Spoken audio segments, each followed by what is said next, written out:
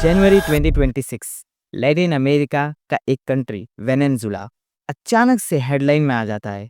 रात के अंधेरे में एक्सप्लोजन और एयरक्राफ्ट पैनिक और फिर आता है एक शॉकिंग न्यूज़, वेनेजुला के प्रेसिडेंट को अमेरिका ने अरेस्ट कर लिया है।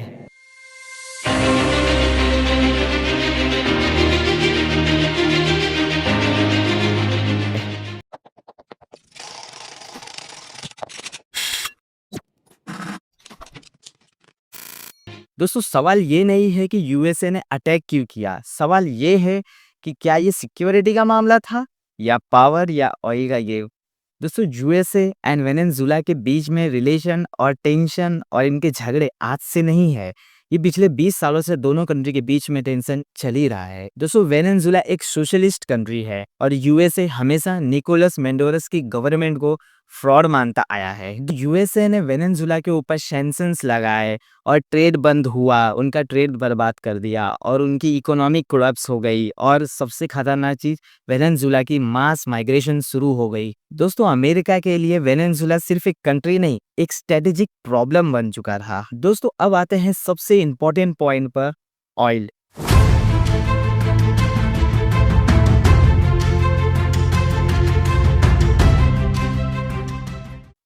दोस्तों, वेनेजुला दुनिया का सबसे बड़ा प्रोवन ऑयल रिजर्व है, सऊदी अरब से भी ज्यादा। इतना ज्यादा ऑयल होने का क्या फायदा, चलिए जानते हैं कि ऑयल के क्या फायदे हैं। वर्ल्ड पावर, ग्लोबल इन्फ्लुएंस और बहुत सारे बिलियंस ऑफ डॉलर। दोस्तों, निकोलस मेडोरन की गवर्नमेंट ने यूएस ऑयल कंपनी को बाहर रखा और रशियन और चाइनीज जैसी कंपनियों के साथ डील की। दोस्तों, अमेरिका के लिए सिर्फ ये एक इकोनॉमिक लॉस नहीं था, अमेरिका के लिए ये एक जियोपॉलिटिकल थ्रेट भी था। आप सोचोगे कैसे?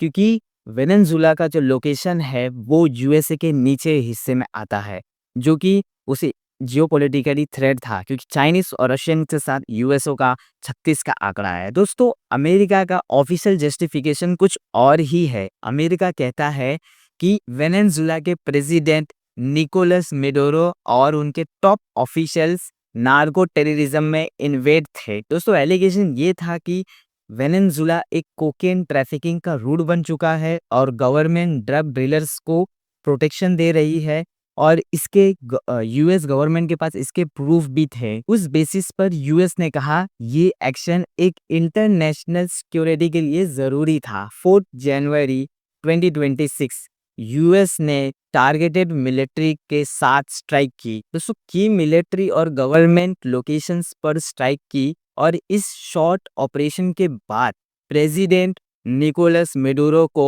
कस्टडी में ले लिया गया बाय यूएसए। दोस्तों, फिर यूएसए ने अनाउंस किया कि ये रिजिम चेंज के लिए नहीं, ये एक सेफ्टी ट्रांजिशन के लिए है। सच में? दोस्तों, यूएसए के इस अटैक के बाद पूरी दुनिया का रिएक्शन तुरंत आया। रशिया, चाइना, क्यूबा, ईरान जैसी इस कंट्री ने इनलीगल इन्वेजन इसे बताया। दोस्तों, यूनाइटेड नेशन ने भी वार्निंग दी, ये एक डेंजरस प्रेसिडेंट सेट करता है। बाय द वे, हर किसी को पता है यूनाइटेड नेशन किसके ऊपर चलता है। Everyone know about that.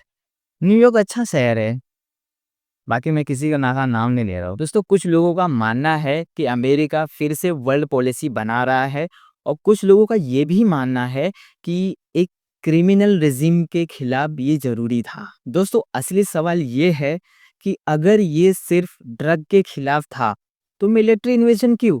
सवाल नंबर 2, अगर ये सिर्फ ऑयल के लिए था तो नार्को टेररिज्म का एंगल क्यों? शायद सच दोनों के बीच में कहीं छुपा हुआ है। दोस्तों, अगर हम हिस्ट्री देखें तो हमें पता चलता है जब पावर, रिसोर्स और पॉलिटिक्स मिल जाता है तो वॉर सिर्फ एक एक्शन बन जाता है। दोस्तों, वेनेजुला अटैक एक कंट्री की कहानी नहीं है, ये एक ग्लोबल पावर बैलेंस की कहानी है। आज वेनेजुला, कल कोई और। दोस्तों, अब सवाल दुनिया से है, क्या इंटरनेशनल लॉ सिर्फ एक वीक कंट्रीज के लिए होता है या हमेशा जस्टिस से ज्यादा स्ट्रांग पावरफुल कंट्रीज होती है? आपकी क्या राय है? कमेंट खुला है, भर दो। तब तक के मिलते हैं। जय हिंद, जय भारत।